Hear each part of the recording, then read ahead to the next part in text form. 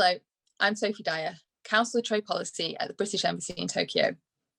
Working closely with colleagues across the Embassy and Whitehall departments, I lead at working level on UK-Japan trade policy in country for the UK. I'm a barrister by profession and previously worked for the Department of International Trade's legal advisors in London.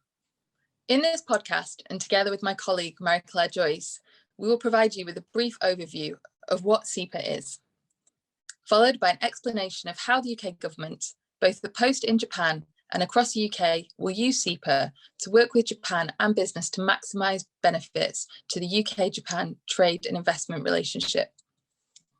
I was part of the team that agreed and brought into force the UK's first new trade deal, the UK-Japan Comprehensive Economic Partnership Agreement, or SEPA for short. Using the EU-Japan Economic Partnership Agreement, or EPA, as a foundation, the SEPA was a result of some of the fastest trade negotiations that have ever taken place. It took approximately 3 months from start to finish and involved over 100 trade negotiators. Because of COVID, it was negotiated almost completely online. It was signed in October 2020 and came into force on the 1st of January 2021.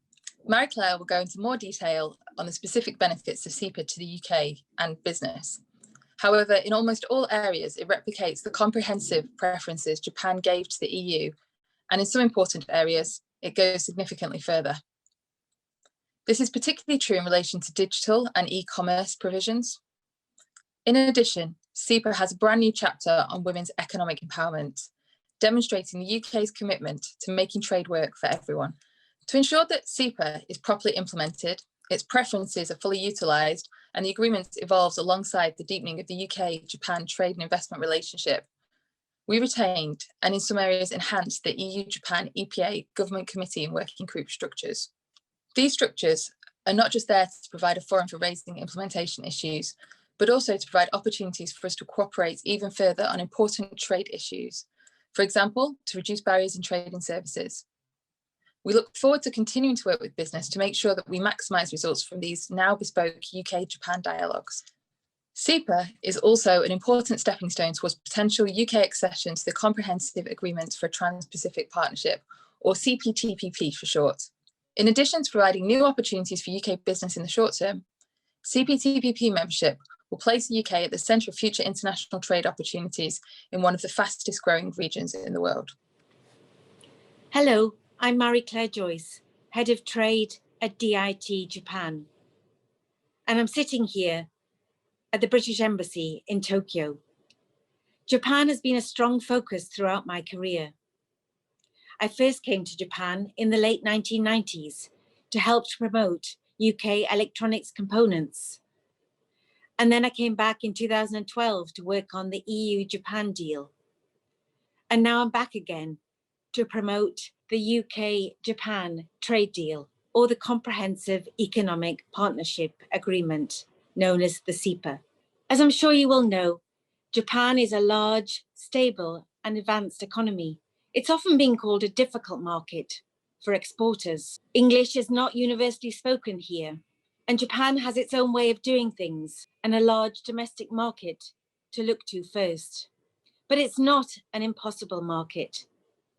And my team here at DIT Japan are here to help you, to help companies just like yours to be successful in the Japanese market. So what is the SEPA? And what does it mean for UK-Japan trade? And more importantly, for companies like yours. As Sophie said, the SEPA was signed last October and came into force on the 1st of January this year. The SEPA actually builds on the EU-Japan trade deal. But there are benefits that go beyond the EPA for UK companies. You can read all about these benefits at gov.uk. But to make it easier for you, let me break it down into 3 main areas. So on rules of origin, it's really positive. So for example, marmalade manufactured in the UK from Spanish oranges, or tea and coffee imported from overseas, but re-exported from the UK. These products will now be classified as British products. The same goes for cars manufactured in the UK using foreign components. These will also be classified as British exports. Under the EU-Japan deal, we had 7 geographical indicators, or GIs, which were recognised. These included Scottish salmon, West Country farmhouse cheddar cheese, and blue Stilton. But under the CEPA, we are hoping to obtain approval from the Japanese government for 70 more British products to be recognised as geographical indicators. These include products such as Welsh lamb, Orkney beef, Amar Bramley apples, and Cornish pasties, among others. There will also be a lot of tariff reductions. Most of these will be the same as for the EU deal. Products such as bacon, blue cheese or cheddar, black tea, and beef will see their tariffs reduced to 0% over the next 10 years. The next area covers digital and data, and this is where the CEPA will make your life as a company much easier.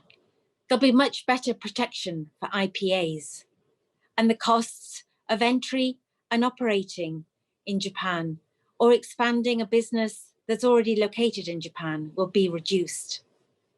On digital regulation, the barriers for trade and for financial services will also be reduced. And both UK and Japanese governments have made a strong commitment to regular dialogue in these areas. There'll also be no longer any restrictions on access to algorithms or localization of data. I've talked a lot about goods and services, but what about people? As a company, you'll want to send your staff to Japan.